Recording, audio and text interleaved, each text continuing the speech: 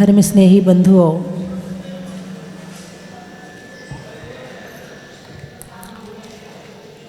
अभी तक कषायों का स्वाद लिया है।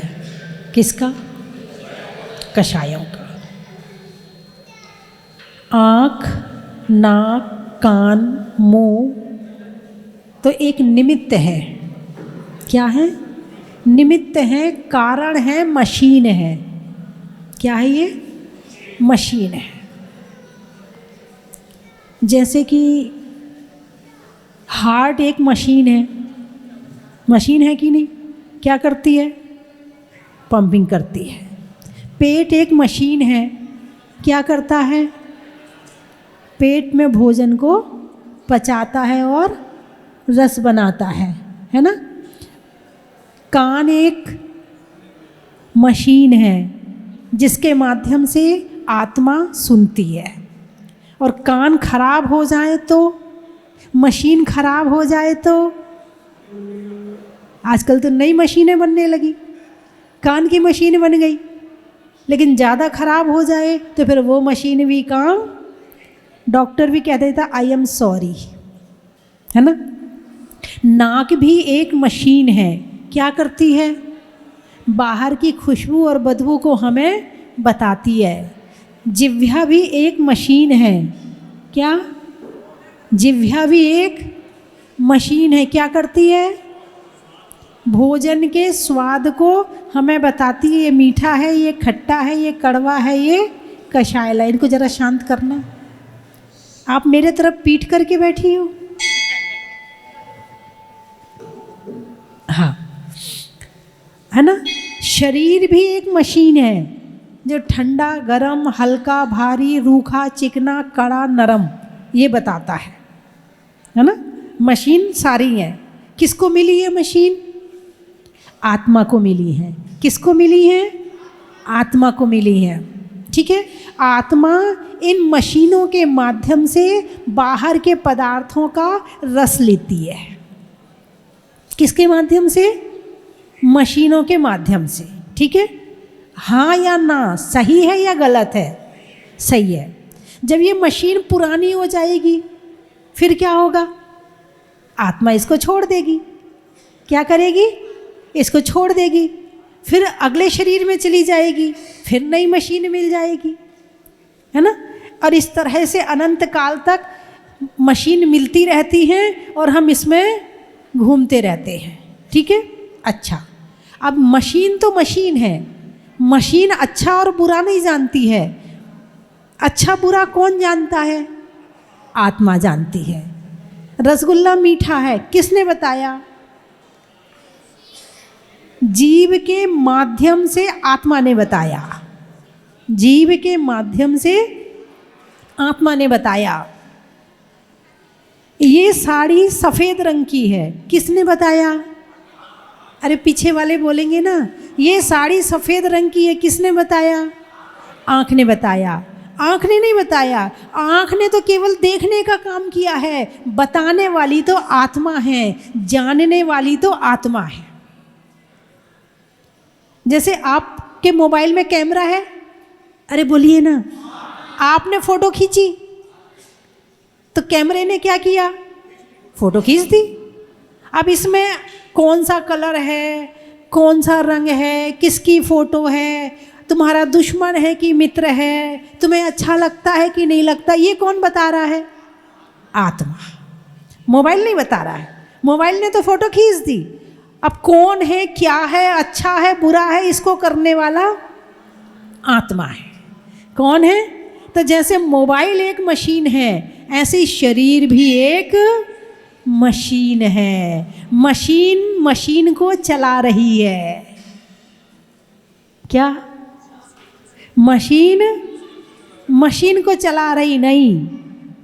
आत्मा इस मशीन के द्वारा अन्य मशीनों को चला रही है ना?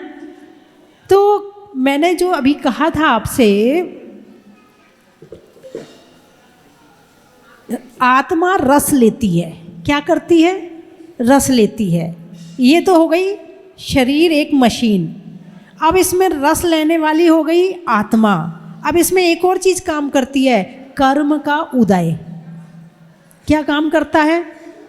कर्म का उदय। जब कर्म का उदय हुआ तो क्रोध कर लिया, कर्म का उदय हुआ तो अभिमान कर लिया, है ना। साता वेदनी का हुआ तो उस तरह की सामग्री इकट्ठी हो गई, असाता वेदनी का हुआ तो उस तरह की सामग्री इकट्ठी हो गई। साता वेदनी का हुआ शरीर सही है, असाता वेदनी का हुआ शरीर में बीमारियां आ गई। ऐसे ही होता है ना, सब कर्म का उदय है कि नहीं है। लेकिन कर्म का उदय सब कुछ मान लेंगे तो कर्म क्षय कैसे होगा? उदय तो कर्म का है, लेकिन कर्म के उदय में कर्म का उदय था कि भूख लगना है।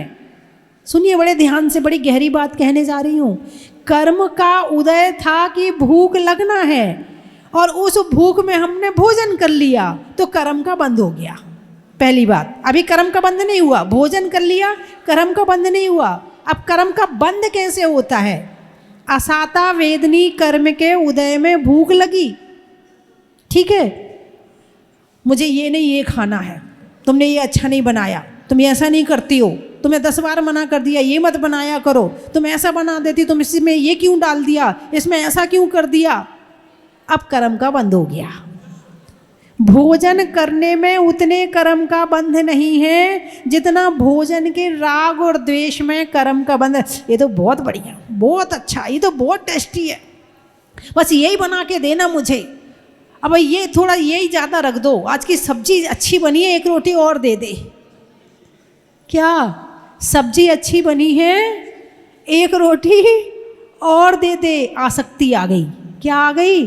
आसक्ति, राग आ गया। आज तो सब्जी बढ़िया नहीं है, रहने दे, रोटी मत दे, खाया नहीं जा रहा मेरे से, द्वेष हो गया। अच्छी बन गई तो राग हो गया, बुरी बन गई तो द्वेष हो। कर्म का बंध यहाँ हुआ, ठीक है। अब आज चतुर्दशी है। आज क्या है? आज चतुर्दशी है कि नहीं है? है, आज चतुर्दशी है। कर्म का उदय है कि पेट में भूख लगना है, लेकिन आज चतुर्दशी है, आज भोजन नहीं करेंगे, कर्म का बंध रुक गया। कर्म का उदय तो आया, लेकिन कर्म के उदय में हमने कर्मों का आना रोक दिया। कैसे रोक दिया?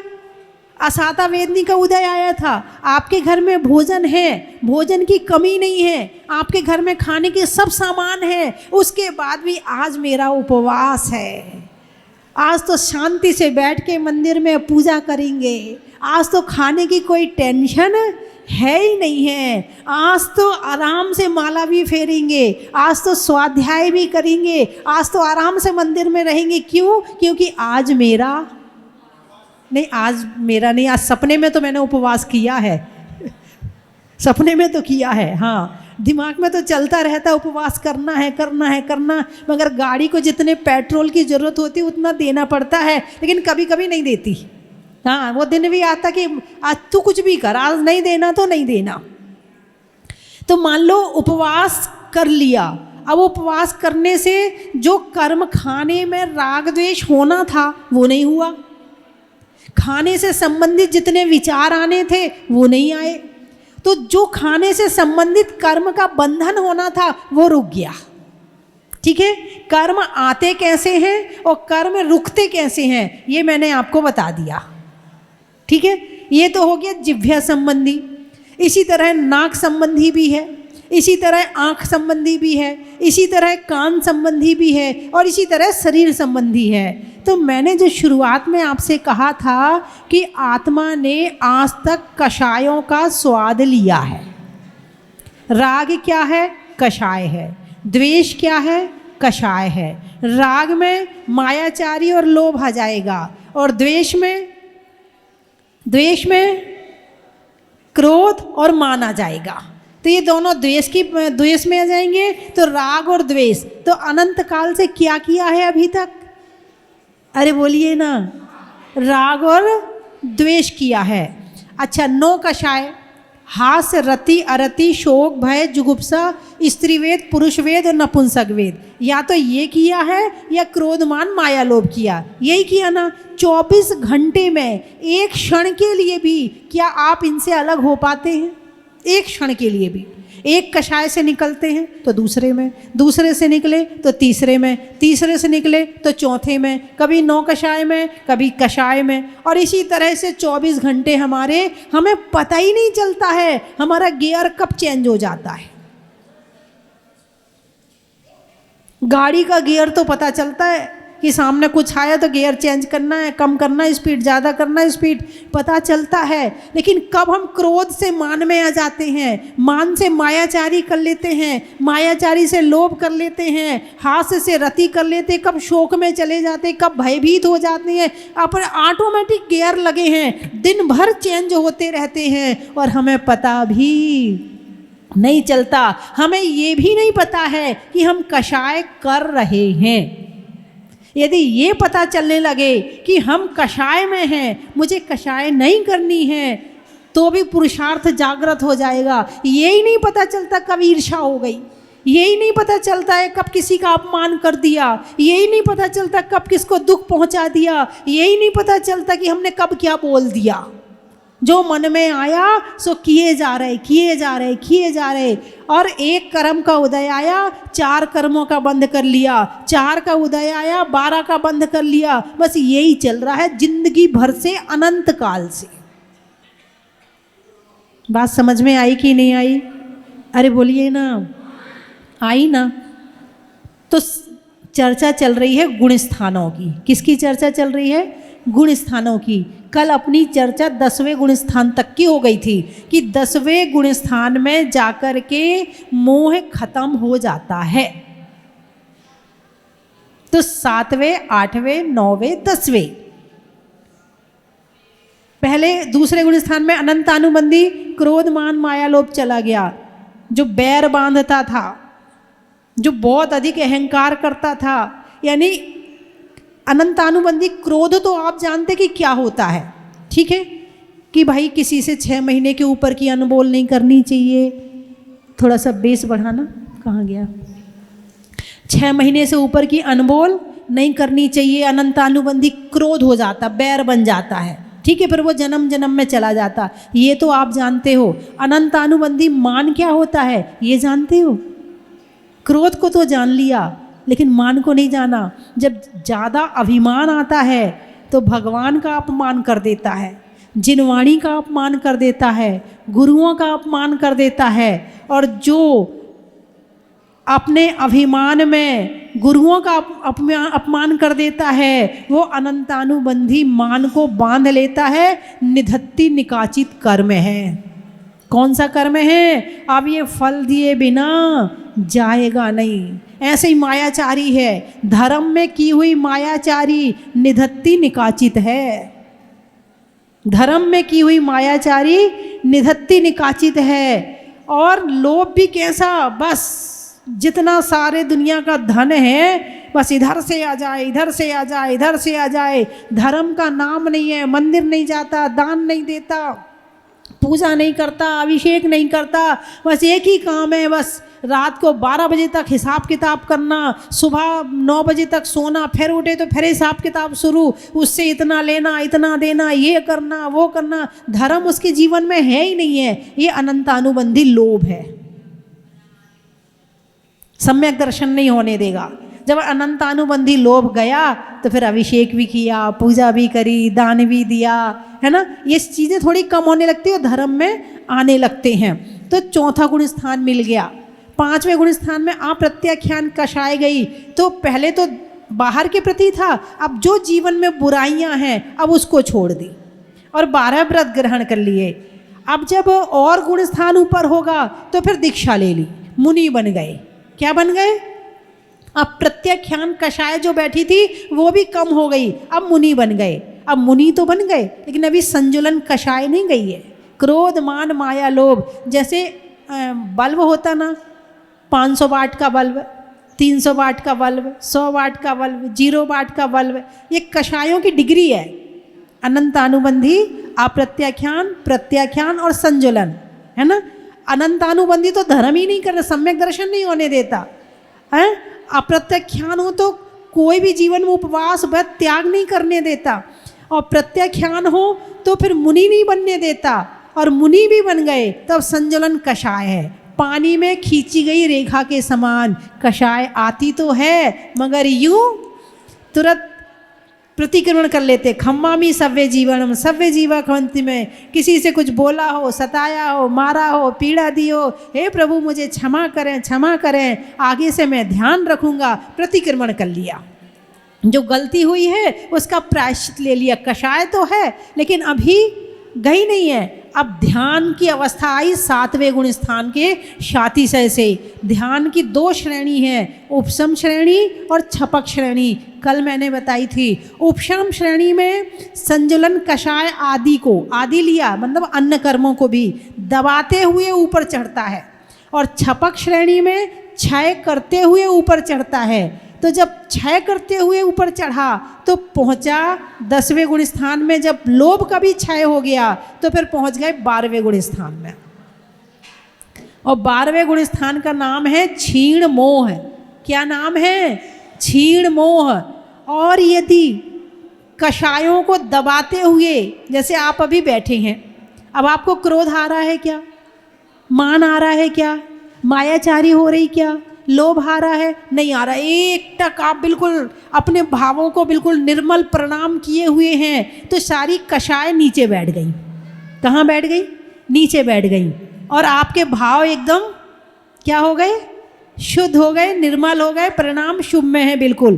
कषाय क्या हो गई? जैसे कीचड़ है, कीचड़ में यदि गिलास में कीचड़ है उसको थोड़ी देर के लिए रख दो तो पानी पानी ऊपर आ जाएगा, कीचड़ कीचड़ नीचे बैठ जाएगी। ऐसे अभी आपका उपशम, आपकी कषाय बैठी हुई है, लेकिन जैसे ही यहां से बाहर निकलोगे क्या हुआ? आपके चेहरे पे मुस्कुराहट आ गई। हे जल्दी चल, देर मत कर। और किसी ने देर करी उस पर गुस्सा करना, क्रोध आ गया, मैंने ऐसा किया, मान आ गया, थोड़ी मायाचारी कर ली। अब देखो मुझे ना उल्टी आती, मुझे खिड़की के पास बैठने दो। भले नहीं आती हो लेकिन मायाचारी कर ली, है ना, कि भाई मुझे खिड़की के पास बैठने मिल जाए। मायाचारी कर ली, लोभ कर लिया।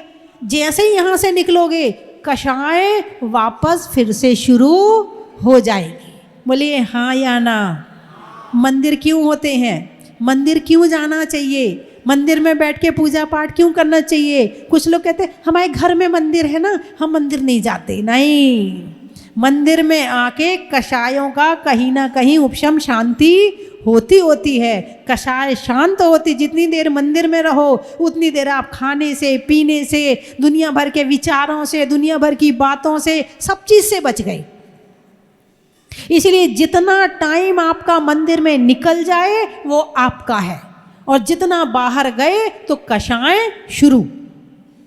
तो इन कषायों के उपशम के लिए मंदिर में आते हैं। मंदिर में बैठ के भगवान की मुद्रा को देखते हैं, कितने शांति से बैठे। तो अभी आपकी कषाएं कैसी हैं? शांत हैं। ऐसे ही जब मुनिराज उपशम श्रेणी चढ़ते हैं तो कषाएं नीचे बैठ जाती हैं, और फिर 7वें, 8वें, 9वें, 10वें, 11वें गुण स्थान तक पहुंच जाते हैं। ध्यान में बैठे हैं, वो चढ़ नहीं रहे हैं, वो तो बैठे हैं ध्यान में, और कषायों का उपशम अपने आप हो रहा है। लेकिन जैसे वो 11वें गुण स्थान में जाते हैं, अंतर मुहूर्त ठहरते हैं, वैसे ही किसी न किसी कषाय का उदय आता है, और फिर वो वापस 6वें गुण स्थान में या किसी भी गुण स्थान में आ जाते हैं। लेकिन जो कर्म का क्षय करते हुए, खत्म करते हुए, कर्मों को निकालते हुए चढ़ता है, वो 12वें गुण स्थान में पहुंचता है। तो फिर जैसे ही 12वें में पहुंचा क्षीण मोह, 13वें में पहुंचा केवल ज्ञान। क्या हो गया? केवल ज्ञान हो गया। अनंत दर्शन, अनंत ज्ञान, अनंत सुख, अनंत शक्ति प्रकट हो गई उनकी। अब उनकी ये मुद्रा हो गई। अब इस मुद्रा से वो अब आगे कहीं नहीं जाएंगे, इसी मुद्रा में रहेंगे, ध्यान मुद्रा में। अब उनकी वीतरागता पूर्ण प्रकट हो गई। क्या हो गई? 6वें गुण स्थान से 10वें गुण स्थान तक वीतरागता का पुरुषार्थ है, और 13वें गुण स्थान में वीतरागता क्या हुई? प्रकट हो गई। अब वीतरागता कहते किसे हैं? कभी आपने फीलिंग ली? ए गपोड़ियो, इनको समझाना बड़ा मुश्किल, सफ़ेद बाल जिनके हो गए ना, इनको समझाना बड़ा मुश्किल, इनके तो अंदर ही नहीं घुसती है। काले बाल वालों को तो फिर भी देखो, सारी तीनों चारों सफ़ेद बाल वाली हैं। इनने सारी जिंदगी गृहस्थी करी है ना, इनकी गलती नहीं है, इनकी बिल्कुल गलती नहीं है। हाँ, मैं सच में कह रही, मुझे दया आती, इन लोगों पे गुस्सा नहीं आता। मैंने गुस्सा बिल्कुल नहीं, दया इसलिए आ रही है कि इतनी उम्र बीत गई, अब मिल भी रहा है तो लेने की भावना नहीं है। अभी भी वही घर और बातें क्या कर रही होंगी, अरे तेरे बेटा क्या कर रहा है, अब मैं वहाँ से आ रही हूँ, मेरे ठंड पड़ने लगी, मैं तो शॉल लेके आ गई, मैं तो ऐसे कर। यहाँ आने के बाद भी वही कषाय। ये दया के पात्र हैं, ये गुस्सा के पात्र नहीं है। और इनकी क्या, सारी दुनिया की यही कहानी है। ये तो आज आपको मिल गया तो सुन लिया आपने, थोड़ी सी समझ में आ गई। पुरुषार्थ कहाँ कर रहे हो? पुरुषार्थ शुरू किया आपने अभी तक अपना कि कषाय नहीं करना है?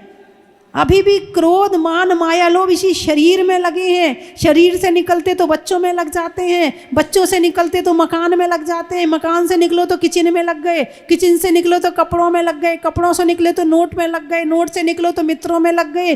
तुम अपने में हो कहाँ?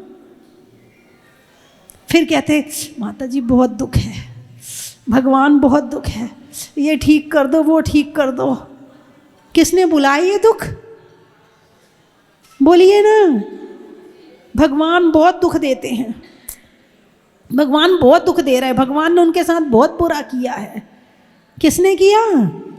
अरे बोलिए ना, कहते कि नहीं कहते हो? भगवान ने उनके साथ बहुत बुरा किया। भगवान क्या बिगाड़ा है हमने तुम्हारा? उनको तो इतना कुछ दिया, मुझे तो कुछ भी नहीं दे रहे। करते हो शिकायत, नहीं करते हो भगवान से? अरे बोलिए ना, करते हो ना? क्या किया इन भगवान ने जो इनसे शिकायत कर रहे हो? ये किसी का कुछ लेते देते नहीं, ये वीतरागी है। ना लेते हैं ना देते हैं, ना बनाते हैं ना बिगाड़ते हैं। इनके माध्यम से तुम अपना बना सकते हो और बिगाड़ भी सकते हो। गलती करोगे, जिसने ये कहा कि भगवान तुमने बहुत बुरा किया, निधत्ति निकाचित कर्म बांध लिया कि तुमने भगवान की वीतरागता को पहचाना क्यों नहीं? ये वीतरागी भगवान है, तुम इन्हें बुरा कह रहे हो? जो भगवान को नहीं पहचानता है उसने दुनिया में किसी को नहीं पहचाना है। जिसने भगवान की वीतरागता नहीं पहचानी है उसने दुनिया में कुछ पहचाना ही नहीं है कि भगवान है क्या, होते क्या हैं। वो भगवान की क्वालिटी नहीं जानता है। आजकल के लोगों ने तो भगवान को पता क्या समझ रखा है। जैसे आपके घर में नौकर होता ना, नौकर होता ना, क्या करता है आपका? अरे बोलिए ना, काम करता है आपका। क्या करता है आपका? काम करता है। अच्छा, वो जो काम करता है तो आप क्या देते हो उसको? पैसा देते हो, है ना, इसलिए वो आपका काम करता है। अच्छा, वो सामान उठा के ला, वो रख के आ, चल ये सामान वहाँ से खरीद के ला, चल अब ये कर दे। किसको? नौकर को, है ना। अरे बोलिए ना, है ना, करते ना। अब मंदिर में आए, भगवान लड़की की शादी हो जाए, बस भगवान लड़की की शादी करवा दो, ऐसा करूँगा। भगवान कमर बहुत दुख रही है, भगवान कमर ठीक कर दो। भगवान घुटने बहुत दुख रहे हैं, घुटने ठीक कर दो। भगवान ये हो गया, घर में नौकर से काम करवाया और मंदिर में आए तो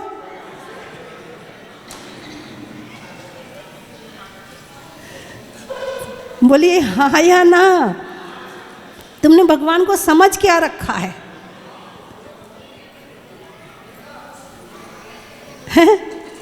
तुम भगवान को पहचानते ही नहीं हो। जिस दिन तुम भगवान को पहचान लोगे ना, उस दिन तुम्हारी नज़रें भगवान से हटेंगी नहीं, तुम्हारे मुंह पे आएगा ही नहीं कि भगवान ये कर दो। दो तरह के भक्त होते, मैंने पहले भी बताया है। दो तरह के भक्त होते हैं। एक भक्त होता है जो ये कहता है कि भगवान तुमने जो छोड़ा है वो मुझे मिल जाए। क्या? नहीं नहीं, एक भक्त कहता भगवान जो तुमने पाया है वो मुझे मिल जाए। दूसरा भक्त कहता भगवान जो तुम कौन से वाले हो आप बताओ?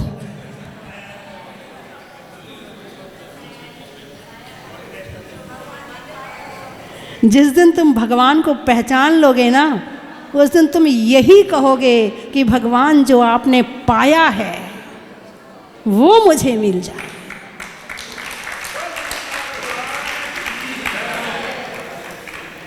आप एक बार भगवान को मेरे कहने से पहचान लो, मेरे कहने से भगवान की वीतरागता को समझ लो। होती क्या है वीतरागता? होता क्या है ध्यान? होता क्या है कर्मों से रहित होना? होता क्या है राग द्वेष से रहित होना? और होता क्या है भगवान में क्वालिटी देखना कि भगवान हैं क्या। अभी आप भगवान को जानते ही नहीं है।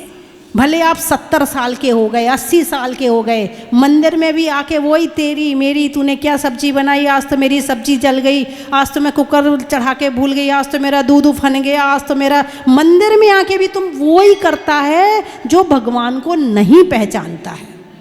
और जो भगवान को पहचानता है वो मौन लेके आता है और विचार करता कि जितनी देर में भगवान की वीतरागता से अटैच हो सकूं, यही वही समय सार्थक है जिस दिन तुम भगवान को पहचान लोगे। अभी तुमने सोना पहचाना, चांदी पहचानी है, घर मकान की क्वालिटी पहचानी, स्कूल, बच्चे, सीए, बीए हैं, टीवी, मोबाइल, अभी आप केवल इसमें ही फंसे पड़े। और ऐसा जाल, ये अदृश्य जाल है।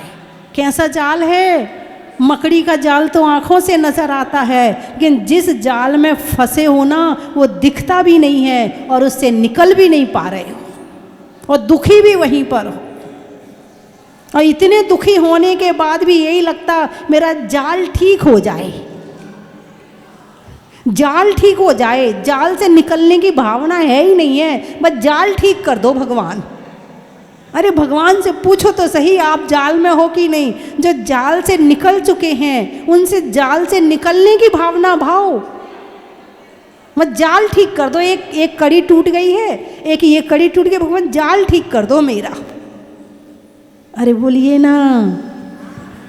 और जो भगवान की वीतरागता पहचान लेगा वो अपनी आत्मा को पहचान लेगा। जो अपनी आत्मा को पहचान लेगा वो सम्यक दर्शन प्राप्त कर लेगा। और सम्यक दृष्टि निर्धन नहीं होता, गरीब नहीं होता, लूला लंगड़ा नहीं होता है, सब तरह से बढ़िया होता है जो भगवान की वीतरागता को पहचान के अपनी आत्मा को पहचान लेता है। अब इन अम्मा की वजह से मेरा विषय बदल गया। कितनी ची ची ची ची जैसे चिड़िया होती ना, ची ची ची ची ची ची ची ची ची। चिड़िया का देखा ना आपने? चिड़िया को कभी ची ची करते हुए देखा? एक इधर से कहती ची ची ची, तो उसके ची ची ची। एक ने कहा ऐसा हो रहा है, ऐसा हो रहा है, एक दूसरे ऐसा हो रहा है, ऐसा हो रहा। हाँ या ना? धर्म की बात चिड़िया भी नहीं कर सकती और धर्म की बात तुम भी नहीं कर रहे। तो जो ची ची वाली ठीक है, फिर तो कम से कम इतना राग द्वेष तो नहीं कर रही। तुम्हें तो भाषा मिली है फिर भी इतने पाप कर्मों का बंद कर रहे हो। जिस भाषा से तुम भजन गा सकते थे तुम फिल्मी गाना गा रहे हो। जिस भाषा से तुम धर्म की चर्चा कर सकते थे उस भाषा को निंदा, बुराई, चुगली और घर गृहस्थी की बातों में लगा रहे हो। जिन आँखों से तुम भगवान के दर्शन और स्वाध्याय कर सकते थे उन आँखों को तुम दिन भर मोबाइल में गड़ाए रखे हो। जब तक आँखों के आगे अंधेरा ना छा जाए तब तक छोड़ते नहीं उस मोबाइल को। आँख कहती है कि बंद करो, आत्मा नहीं कहती बंद करो, उसी में घुसे रहते हो। इसका दुरुपयोग हो रहा है। जैसे आपने अपने बेटे को 1000 रुपया दिया और वो शराब पी के आ जाए, क्या कहते? अब की बार नहीं दूंगा। कहते नहीं कहते? तू पैसे का दुरुपयोग करता, अब नहीं दूंगा। ऐसे तुम अपने मुंह का, आँख का, नाक का, कान का दुरुपयोग कर रहे हैं। तो कर्म कहते हैं अब तो मिल गया है, अब तुझे ऐसी पर्याय मिलेगी उसमें ना आँख मिलेगी, ना कान मिलेंगे, ना मुंह मिलेगा। कर लो जितना दुरुपयोग करना है। और ये मैं नहीं कह रही हूँ, ये कर्म कहते हैं। और ये मैं नहीं कह रही हूँ, ये भगवान महावीर ने बताया है। उदाहरण आपके घर से साक्षात है कि आपका बच्चा दुरुपयोग करे तो आप उसको पैसे नहीं देते हो, तो बस अपने साथ वही घटा लो। यदि अपने जीवन का सार्थक करना है, लेकिन अंतराय भी आ रहे और दूर भी हो रहे, दोनों बातें। एक अंतराय आना यानी बिल्कुल ख़त्म हो जाना, और एक अंतराय आया मगर चला गया, है ना। तो अपने जीवन को सार्थक करना है तो धर्म से लग जाओ। जैन धर्म तो इतना गहरा है, इतना गहरा है, आपको अनंत सुखी कर देगा। तुम कहाँ सुख की भीख मांग रहे हो? दुनिया भर से सुख की भीख मांग रहे हो, कहीं नहीं है सुख। सुख है तो अपने पास है। और भगवान और हमारा धर्म हमें दूसरों के पास नहीं, अपने पास भेजता है। और जो अपने पास रहना सीख गया, उसे किसी दूसरे की ज़रूरत है ही नहीं है। क्योंकि दुख कहाँ से आता है? अपने से या दूसरों से? बोलिए ना। और अपने पास आए तो सुखी, दूसरे के पास गए तो दुखी, है ना। तो आपको मेरी बात का बुरा तो नहीं लगा? अम्मा जी को तो नहीं लगा? वो तो अभी भी नहीं सुन रही, वो तो अभी भी नहीं सुन रही। एक उदाहरण सुनाती हूँ कर्म के उदय का। भगवान महावीर का समुशरण आया, सारा गांव दौड़ दौड़ के जा रहा। एक बुढ़िया वहाँ रहती थी, घोर मिथ्या दृष्टि। तो वो अपने घर में बैठ के, आंगन में बैठ के रुई काट रही थी। ऊपर से देवता जा रहे हैं, देवता नीचे उतारे, कितनी बुढ़िया है कितनी बूढ़ी है ये, चलो इसको हम ले चलते हैं। अम्मा चलो। कहाँ? भगवान महावीर आए हैं, इनका समुशरण आया। कौन महावीर? वही जो नंगा आंगन में खेला करता था। अरे नहीं अम्मा, अब वो भगवान बन गए, उनके 4 घातिया कर्मों का नाश हो गया, अब वो भगवान अरिहंत देव बन गए हैं, उनका समुशरण लगा। मुझे नहीं जाना वो महावीर, मैं नहीं जाना। नहीं अम्मा चलो, आप उपदेश सुनोगे, आपको बहुत अच्छा लगेगा। मैं कह रही ना मुझे, बोलिए नहीं जाना। अम्मा ने, अब देवता भी जिद पकड़ गए, अम्मा ने भी जिद पकड़ ली कि मैं नहीं जाऊंगी, चाहे कुछ कर ले, मैं नहीं जाऊंगी। क्यों कह रही है? वो नहीं कह रही है, कौन कह रहा है? उसका तीव्र मिथ्यात्व कह रहा है कि साक्षात भगवान महावीर भी आ जाएं तो भी जाने वाली नहीं। इतना घोर मिथ्यात्व बैठा उसका। अब वो देवता बोले हम उठा के ले जाएंगे, तुम नहीं जाओगी तो हम उठा के ले जाएंगे। वो रुई काट रही थी, वो सुए उसके हाथ में थे, दोनों आंख में घुसा लिए। अब कराओ दर्शन, कैसे करवाते हो।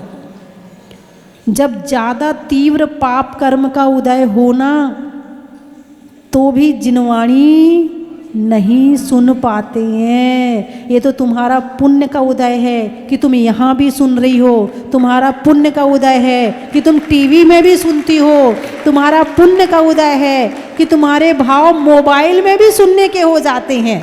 जिसको टीवी में नहीं मिल पाता, फिर वो मोबाइल के यूट्यूब में सुनता है कि नहीं सुनना तो जरूर है, माता जी ने आज क्या कहा है।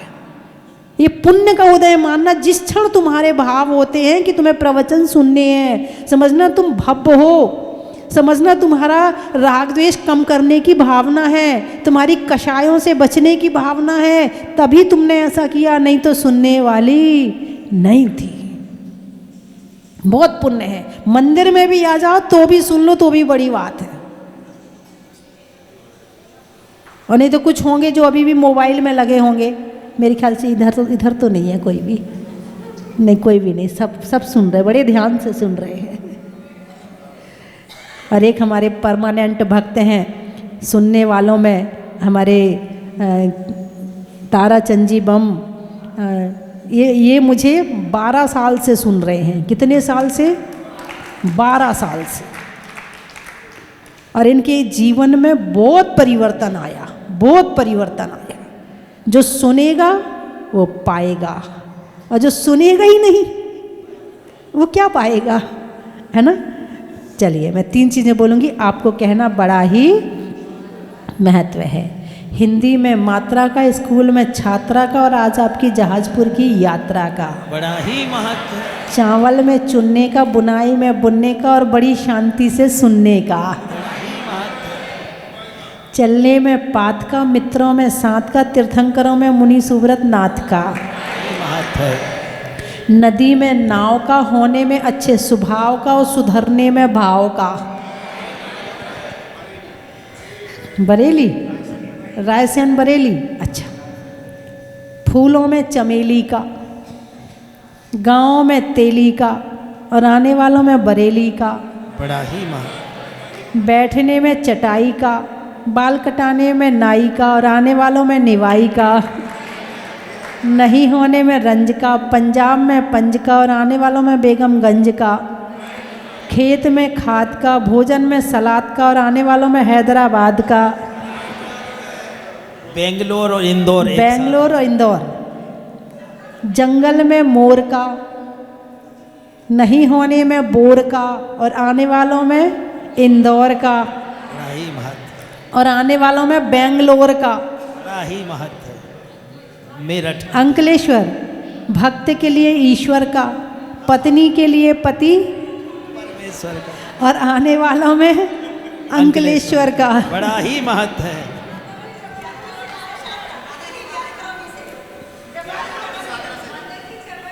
जबलपुर गाने में सुर का, नृत्य में नुपुर का और आने वालों में जबलपुर का। बड़ा ही महत्व।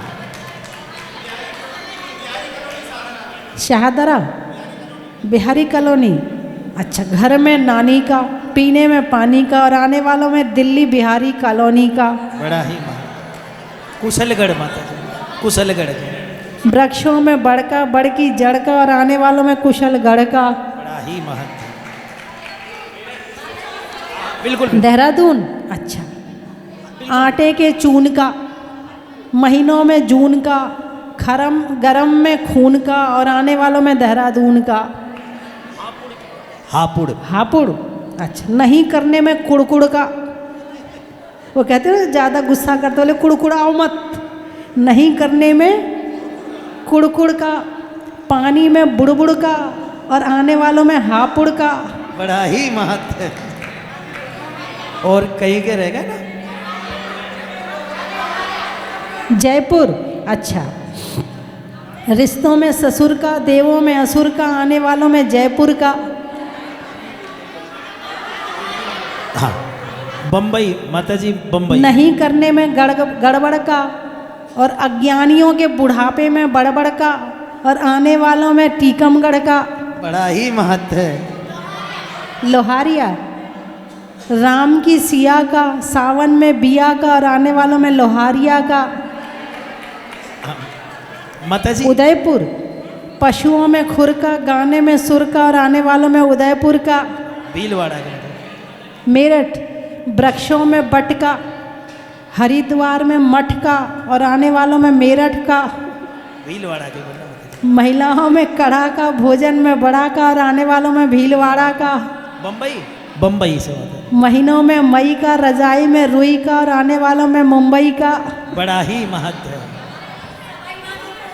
सवाई माधोपुर नहीं होने में आतुर का, गाने में सुर का और आने वालों में सवाई माधोपुर का।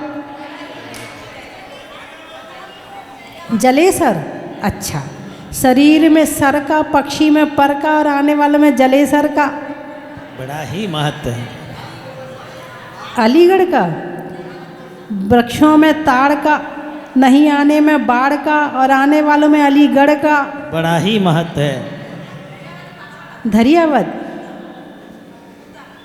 कूदा, कूदा, कूदा, अच्छा, घर में दादा का, करने में बादा का और आने वालों में धरियावद कूदा का। शाहाबाद खेत में खाद का, नहीं होने में विवाद का और आने वालों में शाहाबाद का। बड़ा ही महत्व है। पहाड़ी जंगल में झाड़ी का, बाग में बाड़ी का और आने वालों में पहाड़ी का। बड़ा ही महत्व है। टोंक सब्जी में छौंक का, दिल्ली में चांदनी चौक का और आने वालों में टोंक का। बड़ा ही महत्व है। दौड़ा, जोड़ा, जोड़ा, अच्छा, राजस्थान में नहीं होने में मोड़ा का, मोड़ा का। पाँव में पहनने में तोड़ा का और आने वालों में जोड़ा का। बड़ा ही महत्व है। नागपुर, अच्छा, गाने में सुर का, नृत्य में नुपुर का और आने वालों में नागपुर का। बड़ा और ही महत्व। सारे पुर वाले इकट्ठे हो जाओ। पुर वाले सब इकट्ठे हो जाओ। सिरस, सिरस कोई गांव है? अच्छा। 10 लक्षण में 10 का, 10 लक्षण में 10 का, पीने में रस का और आने वालों में सिरस का। अनाज में चने का, गर्मी में पने का, 5 मिनट और बैठने का। बंधुओं, मैं उस नगरी से आ रहा हूँ जहाँ पर नवकार मंत्र लिपिबद्ध किया गया था, और मेरा ये सौभाग्य है कि मैं यात्रा करते हुए जहाजपुर आया। भाव ऐसे थे कि दर्शन करके निकल जाऊंगा, लेकिन क्या हुआ कि बस कल रात की आरती और आज सुबह का अभिषेक और माताजी के दर्शन करते ही पाँव ऐसे रुक गए कि कुछ ना कुछ करके ही यहाँ से जाना है, और मैं यहाँ से बहुत बहुत लाभ लेके जा रहा हूँ, और मेरी जीवन में और दिनचर्या में बहुत सुधार होगा माताजी, ये मैं आपको वादा करके जा रहा हूँ यहाँ से। बहुत बहुत धन्यवाद, और आपसे ये प्रॉमिस कर रहा हूँ कि 1 वर्ष के अंदर अंदर मैं फिर से यहाँ पर आऊँगा दर्शन करने और अभिषेक करने। बहुत बढ़िया, बहुत सुंदर। सानिध्य में आकर हमको बहुत अच्छा लगा। मैं 2 साल पहले भी यहाँ आई थी, मुझे इतना अच्छा लगा था कि मैं आज अपनी मम्मी को लेकर यहाँ आई हूँ। उनकी प्रगाढ़ इच्छा थी कि मैं जहाजपुर ही मुझे जाना है, तो हम लोगों ने प्लान बनाया और 2 साल में हमें फिर से भगवान ने दर्शन दिए। भगवान आपका बहुत बहुत धन्यवाद। हमें पुनः ऐसे ही बुलाते रहना भगवान, ऐसे ही बुलाते रहना। मैं बम्बई से आया हूँ। इस बार ऐसा सौभाग्य हुआ कि अजमेर आने का प्रकरण बना, और यहाँ से मैं अपने बेटे के साथ, माइक पास में कर लो। मुर्सल बेटे के साथ में इस पावन धरती पर आने का कल मेरे को सौभाग्य प्राप्त हुआ। मैं यहाँ कई बार आ चुका हूँ। जब ये भूगर्भ से निकली हुई प्रतिमा जी पुरानी जगह में स्थापित थी, जब भी दर्शन किए, और सौभाग्य से उस समय भी माता जी यहाँ थी, उनका आशीर्वाद प्राप्त हुआ। मैं उस धरती से पैदा हुआ हूँ जहाँ पे गुरु आज संसार में हमारे सामने प्रस्तुत है। इतना भव्य मंदिर, इस मंदिर का इतना परफेक्शन जो दिल के ऊपर एक अच्छी छाप छोड़ता है, और जो अतिशयकारी प्रतिमा है उसके स्वरूप ये मंदिर का निर्माण हुआ है।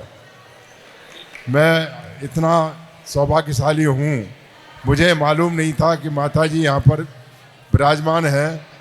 सुबह आया तो मुझे इतनी खुशी हुई कि देखो, एक काम नहीं 2 काम हुए। भगवान के दर्शन के साथ में माता जी का भी आशीर्वाद मुझे मिला। मेरा बेटा यूएस से आया है, उसको भी दर्शन हुए, आशीर्वाद प्राप्त हुआ। इसके लिए हम कृतार्थ हो गए। जय हो भगवान, जय हो भगवान, जय हो भगवान। खुशकिस्मत समझ रहा हूँ, और बहुत अच्छा लगा है कि मैं मंदिर का जब निर्माण हो रहा था तब आया, उसके बाद अब आया हूँ।